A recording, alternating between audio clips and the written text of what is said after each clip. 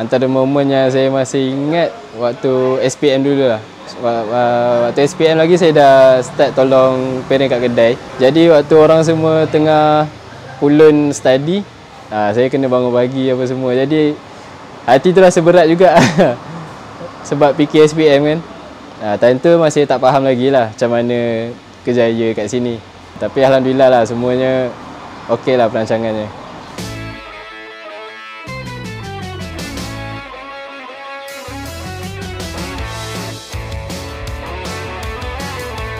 Nama saya Muhammad Aziz dan warung ni ialah warung Sri Nangka Mak Zain. Kenapa kita orang letak warung Sri Nangka Mak Zain? Sebab dulu sebelum kita orang renovate kedai ni, ada satu pokok nangka kat depan tu. Jadi memang kebanyakannya orang kampung sini lah yang panggil kedai nangka. Jadi kita orang ambil ilham daripada situ, jadikan warung Sri Nangka. Kita orang buat ni kedai breakfast, roti canai.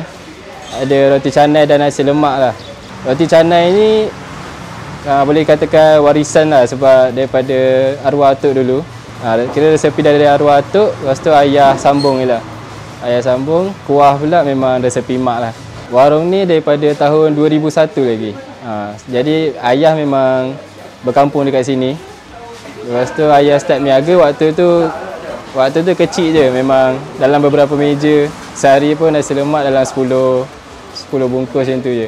Jadi dekat kedai ni kita ada jual roti canai, murtabak. Kalau weekend ada lontong. Kalau hari biasa ada nasi lemak, bihun. Nasi lemak ada beberapa lauk lah. Antara menu yang jadi favourite kat sini roti canai lah. Macam hari biasa kita boleh target sampai 1000 pieces terjual. Kalau weekend dia boleh pergi ke 1500 macam tu.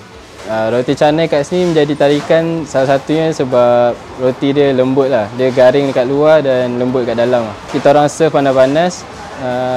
Dan kuah dia pun kita orang bagi kuah campur dal kari sardin dengan sambal. Kari pun ada ikut orang juga. Ada orang minat kari saja, ada orang minat dal saja.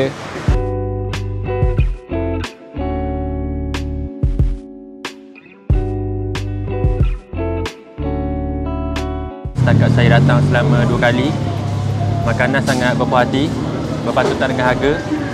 Ayam pun besar. Sebab sebelum ni saya kali kedua datang. Sebelum ni nampak ramai yang parking sebelah jalan.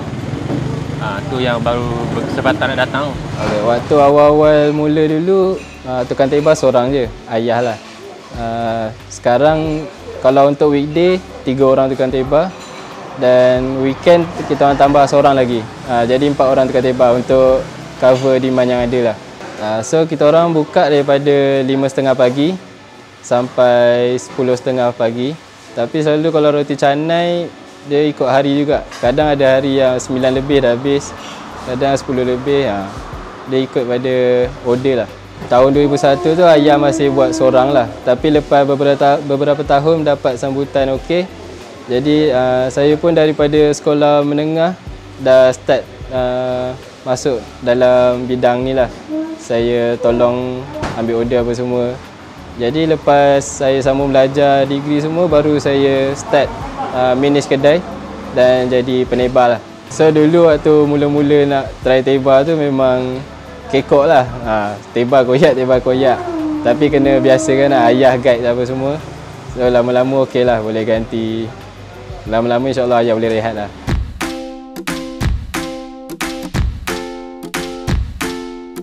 Antara cabaran berniaga ni pekerja lah selalunya. Nak cari pekerja memang susah lah sebab macam abang tahu kedai ni kita orang buat pagi je. So nak cari pekerja yang bangun pagi semua memang mencabar jugalah. Lepas tu kalau kurang pekerja memang sistem kedai akan cacah mabar sikit lah. Sebab sini kurang pekerja, sana kurang pekerja. Tapi kalau yang jadi cabaran antaranya waktu PKP.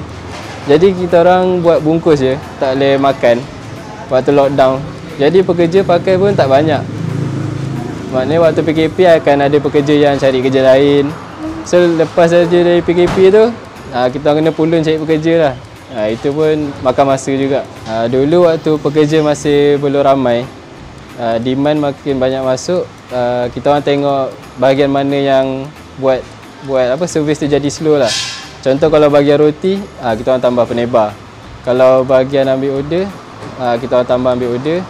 Sekarang kalau weekend memang kita orang ambil dalam 2-3 orang extra untuk ambil order daripada hari biasa. Jadi kebanyakan customer sini boleh kata regular. Tapi ada dari certain customer yang even dari Sabah Sarawak pun datang untuk makan kat sini lah. Dia ada sekali tu orang Sarawak saya rasa. Dia datang kebetulan roti memang dah habis. Tapi ada orang cancel order. Jadi lepas dengar dia kata dari Sarawak tu, kita orang serve dia dululah. Kita bagi dulu untuk merasa. Sini kebetulan kedai ni memang kawasan ramai student. Jadi adalah beberapa student regular yang even dah habis belajar pun, dah kerja pun dia masih jadikan sini sebagai pot sarapan dia lah. Ada beberapa feedback yang dapat daripada customer. Ada yang dari Pantai Timur cakap susah nak cari roti yang selembut dan garing macam ni dekat area sana. Ada juga customer yang kata lontong ni buat dia teringat masakan mak dia.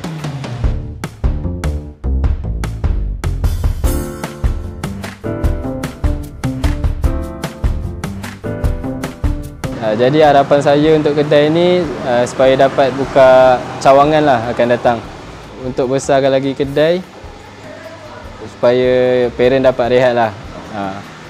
Jadi saya harap kedai ni dapat diteruskan oleh adik-beradik saya sendiri untuk kembangkan lagi nama Warung Senang ke Mak Zain ni sehingga mana tahu dapat international ke.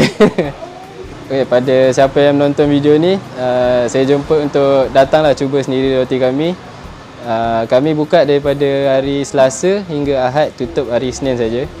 Buka dari 5.30 pagi sampai 10.30 atau sampai roti habis lah. Tapi kalau boleh datang awal lah, takut roti habis.